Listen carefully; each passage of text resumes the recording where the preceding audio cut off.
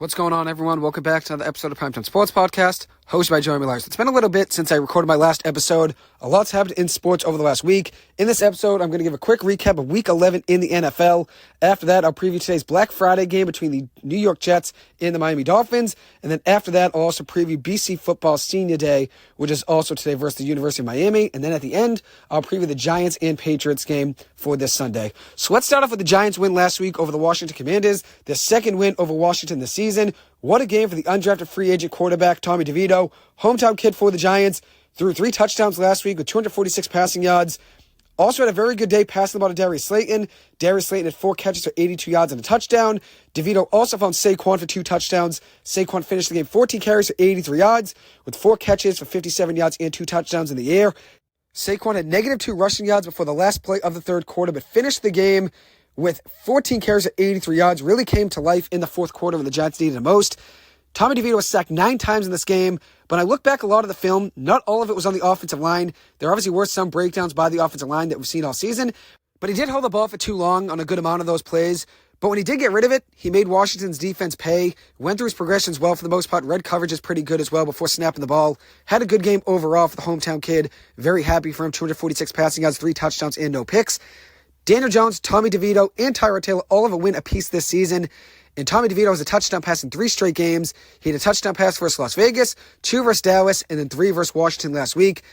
He has 5 touchdown passes in his first 2 career starts, which is the most in Giants franchise history for the first 2 starts of a player's career. He's the first undrafted free agent quarterback to throw 5 touchdown passes in his first 2 career starts since 1967, which is very impressive. He also has more career games with 2 touchdown passes and more than Kenny Pickett, which is pretty crazy to see, especially considering DeVito's an undrafted free agent. Gotta love how much everyone is loving him on social media. His Italian hand gesture celebration with him pinching his fingers in the air together after celebrating a touchdown. That's something that's been blowing up all over social media. I loved his interview this past week as well, talking about Thanksgiving dinner at his house and how excited he was. Excited to see what he does the rest of the season. As for what I wanted the Giants to do in this game, I wanted to win this game. You build a winning culture and keep the locker room together by winning. We may mess up a draft pick a little bit, but at the end of the day, we'll have a good pick regardless. And like I said over the past few weeks, our years of tanking have brought us so many busts, it feels like. So I would rather just win games and be competitive. Just because you're losing games and you have a high draft pick doesn't mean all is well at the end of the day. It creates a losing culture and also says, yeah, it's okay to lose, and you're normalizing losing. I want to win games. It promotes a winning culture and shows that you're still playing for something, and it's something to build upon for the future. They show they still want to win and still playing with passion. I think that's something to build upon for next year, and especially you keep a locker room together that way as well. The Giants defense played exceptionally well last week. They forced 5 turnovers, had a pick 6 from Isaiah Simmons to steal the game with 16 seconds left. He was great in that game. Loved what I've seen from him overall this season. I wanted him in the NFL draft. Happy to see him on the Giants now. We got him for basically a steal with the Arizona Cardinals trade right before the season began. The Giants had 6 takeaways overall in this game. Bobby Okereke played his heart out, as he always does. He has a hairline fracture on his rib, but he's going to play through it, still play this Sunday. What a gem of a free agent signing there by Joe Shane. And I love what he brings to the team with his heart, his soul, his hustle. That kid plays hard every single play, so it's obviously a great addition there to the Giants' defense. The Giants became the first team in NFL history to allow 9 sacks, force 6 turnovers, and scored 30 points in a game. The first team to ever do so. Pretty weird stat there, but I saw it, thought it was pretty interesting. The Giants lost in just about every stat category last week except for points. From time to possession to yards, they lost in all of that. They had the ball for 10 less minutes than Washington, only had 292 yards of offense while Washington had 403. And the Washington Commanders had 28 first downs. The Giants had just 13, but they got the win at the end of the day, and I was happy with that. Another game I want to mention is the Bears. They fell in a close game to the Lions, and Justin Fields' return to the lineup. 31-26 loss there for Chicago. The Lions trailed by 12 points with 4 minutes and 20 seconds left to go. They won the game like I expected when I was watching it. I figured they'd come back and win in heroic fashion at the end. Justin Fields had a tough finish to the game. He was strip-sacked for the last play, a fumble into the end zone that went out of bounds for safety. Overall, finished the game 16-23, 169 passing yards, a touchdown with 18 carries and 104 yards on the ground. I'm still a fan of him. I still think he can be a very good quarterback in the NFL, just not really set up to succeed right now with that Chicago Bears team. DJ Moore had a good game, 7 catches and 96 yards on touchdown. As for Jared Goff, 23 for 35 passing, 236 yards, 2 passing touchdowns, and 3 picks. Goff didn't really play well yesterday versus Green Bay either. I thought that Detroit team was a good team, not a great team. I didn't really see them as a team that was going to win the NFC like a lot of people did before yesterday's game. And I think yesterday's game proved to me what I thought about them already before yesterday's game. I thought they were a little bit overrated. I thought they were getting overhyped. And that's what you saw yesterday. They lost to Green Bay yesterday and should have lost last week to Chicago. So that's 2 losses in a row in the division that they should have had to 2 weaker teams. Jacksonville had a big bounce-back win last week, blowing out the Tennessee Titans 34-14. Trevor Lawrence's biggest game of the year, probably the best he's looked in his NFL career.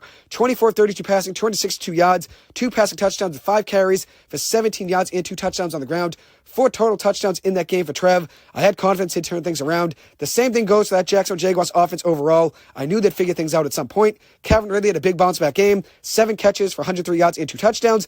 They didn't really get much from ETN in that one. 2 games in a row, he hasn't done much, but I'm not really worried about him. I still think Jacksonville can make a run in the AFC, and I still see them in the AFC Championship game.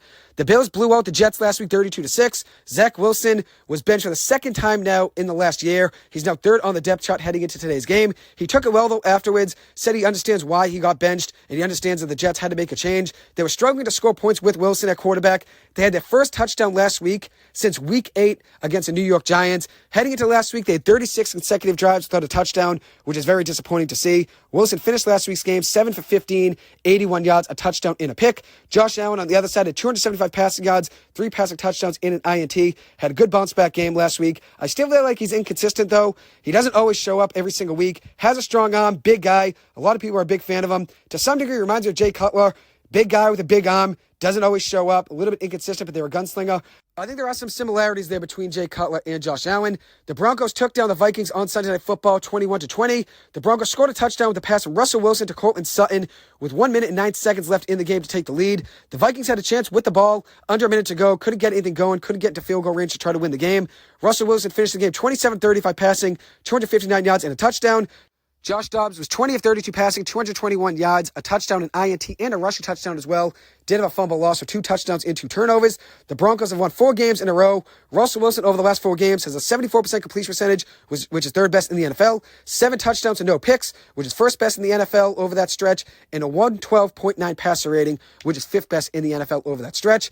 The Eagles beat the Chiefs on Monday Night Football 21-17. Mahomes was 24 of 43 passing, 177 yards, 2 touchdowns, and had 6 carries for 38 yards on the ground. Jalen Hurts didn't have his best game, but the Chiefs' defense is legit. 2 powerhouses going at it both ways, so you knew it would be a good game. Jalen Hurts was 14 of 22 passing, 150 yards, interception, with 12 carries for 29 yards and 2 touchdowns. Didn't really get much going there with A.J. Brown. A.J. Brown only had 1 catch. The Chiefs didn't score a single point in the second half. That was a 3rd game in a row not doing so. Their issue is their wide receivers. They really don't have a number 1 wide receiver to go to. Justin Watson was their number 1 wide receiver on Monday Night Football. He's not a wide receiver 1 or a wide receiver 2. He's probably more of a wide receiver 3. They do have Travis Kelce, which helps, but they still need some more help at receiver. Marquez Valdes-Scantling dropped a game-winning potential touchdown right in the 4th quarter with about a couple minutes to go. Patrick Mahomes, I felt bad for him. It was a great throw. I do still feel bad for Marquez Valdes-Scantling as well. Big fan of him. I still think he's a good player. Just a tough play that he couldn't bring it in. So now I'm going to preview today's Giants-Patriots game, which I just talked about the NFL games from last week. That was on Friday. I recorded that. This is now Sunday. The Giants are playing at home versus the New England Patriots. Tommy DeVito's first start at home. I'm here outside in New York City, so I apologize if it's a little loud and you can't really hear me great. The quality is not going to be as great as usual, but we're going to make things work. I'm going to preview the game quickly and give you my thoughts on what I think is going to happen between these 2 teams. So it's 2 teams going at it, both slated to have top 5 picks the way things stand right now. Going at it at MetLife Stadium. The big question with the Patriots all week was who's going to start for them. Is it going to be Mac Jones? Is it going to be Bailey Zappi? Maybe even Willie Cunningham, Will Grier? The Patriots came out yesterday and said it'll be Mac Jones starting for them, but Bailey Zappi will be in the rotation today and get some snaps. I said a week ago that I thought Will Grier would be the guy at some point to start, even though I don't think Will Grier is that great. I don't think they'd give him a shot and roll with him considering he's been in the practice squad. Probably knows the playbook by now as well. And obviously the Patriots have been struggling with Mac Jones, and then Bailey Zappi even came in for a drive against the Colts and lost the game on an interception. So the Patriots really been struggling on offense to move the ball. I thought they'd switch things up and maybe go to Grier at some point. We'll see if that's the case, but it seems like today it'll be Mac Jones and Bailey Zappi. I think this could potentially be it with Mac Jones as the starter of the Patriots. It's probably going to be his last few starts in the next few weeks. I don't really blame Mac Jones for everything, though. No offensive line, weak weapons, and he has a fan base that roots against him for the most part. Everybody's happy to see him losing games because they want a higher draft pick to get him out of town. It's hard to really get confidence as a quarterback when you have a fan base that's going against you. And I think he can still be a good quarterback elsewhere. I just had a conversation with a Giants fan on the side of the road here in New York City, and we were talking about Daniel Jones, and he said he doesn't think Daniel Jones was the main problem. He was saying Daniel Jones didn't really have much around him. The quarterback situation in New York wouldn't change whether you have Patrick Mahomes, Josh Allen, or Jalen Hurts at quarterback. Yeah, those guys obviously have been putting up great numbers where they're at this season, but if you look at what Daniel Jones worked with this season for an offensive line, it would be hard for anybody at quarterback to succeed in New York with that Giants offensive line. So the guy was saying that, and I agreed with him, made a great point. That Giants offensive line does not set up anybody to succeed. In regards to Bill Belichick and his future, obviously Mac Jones' future is in question. I don't think he'll be back with the Patriots as a starter next season. As for Bill Belichick, though, there's a lot of questions around his future with the Patriots. Are they going to trade him? Are they going to part ways at the end of the season? Are they going to fire him? I think the way things stand right now, I think Bill Belichick will be gone after the season is over. But I think he's more likely now to be traded than he would be to be fired because the Patriots can still get value for him in a trade. And I don't know how it would work considering he's the GM of the Patriots. I don't know how he could trade himself. But I think the Buffalo Bills could be a good landing spot for him. I think McDermott could be gone at some point considering every single year they have expectations to win the Super Bowl, and that's never the case. And then I also think the LA Chargers could be a good destination for him as well, considering they have Brandon Staley, who's an awful head coach, but have a good roster both ways. They could definitely compete with a better coach. If you don't have a good coach, though, it's hard to go far in the NFL, especially when you're coaching against guys like Andy Reid in the same division as the Chargers. I think Bill Belichick would have a good landing spot there in Los Angeles with the Chargers if that were to be the case, and that's the way things work out. But I think it'd be more likely to be traded now than he would be to be fired, because the Patriots can still get trade value for him if they were to just trade him at the end of the season. But one thing I'm excited for in this matchup is that it's always a great battle between these two franchises whenever they go at it.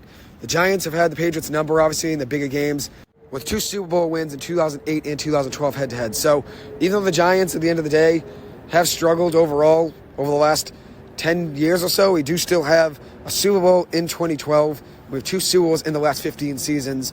So at the end of the day, even though we have been struggling, I'll still take 2 Super Bowls in 15 years. 2 Super Bowls in 15 years is better than people get in their lifetime. So I'll take 2 Super Bowls at the end of the day. As for this matchup, though, 2 teams going at it, potential top 5 picks for both these teams. I think the Giants win this game, though. They will be without some players, though. Evan Neal will be out. Darius Slayton was doubtful during the week, but he will be playing today. And it seems like Dexter Lawrence will be out today, so that's a big loss for the Giants not having him there. Dexter Lawrence has been one of the best defensive linemen in the NFL all season long. And the Darius Slayton being in the lineup is good to see because he had a great game last week, started to get hot and get a connection with Tommy DeVito. It'd be exciting to see what he does in that game today. Not many guys are ever listed as doubtful during the weekend of playing. I think I saw Max Crosby was listed as doubtful on Friday, and they said he was trying to play, and he would be the first or second doubtful player during the week that played in their game on that Sunday. So Darius Slayton now becoming the second or the third doubtful player that ends up playing in the game on Sunday. So shows that he still wants to win. He's still playing hard, even though he did get hurt last week with the neck injury, but supposedly he did improve over the last week. So we'll see what he does in that game today. One big question is, can Tommy DeVito do it again? I already mentioned at the beginning of the episode how great he was in last week's game, going through his progressions. He did hold the ball a good amount. When he got rid of it, he made the Washington defense pay. I believe in Tommy touchdowns. I think the Giants will end up winning this game. Both teams are struggling overall in the season, but I do think the Giants still have the talent to compete. I still think they're better than the Patriots. I think they have a better roster and better talent the way things stand right now. And the Giants still played hard last week. They have some momentum coming into this game. As for the Patriots, they've lost 3 games in a row. They didn't know all week who their quarterback would be, and they were without their 2 best players on defense, Christian Gonzalez and Matthew Judon, probably for the rest of the season. So not having those 2 guys is tough, and then obviously losing 3 games in a row heading into this one. Things are not looking great for the Patriots. They are favored in this game, though, which I find crazy. I think the Giants are the better team the way they stand right now. The Patriots have a -6 turnover differential in the season. The Giants are +2. Thankfully, because of the last few games, the Giants' defense has been playing very good football and getting a lot of takeaways. But if you look at the offenses, both offenses struggled on the season overall. The Patriots have 14.1 points per game, which is 31st in the NFL. The Giants are at 13.5 points per game, which is 32nd in the NFL. So the 2 worst offenses in the NFL in points per game going at it.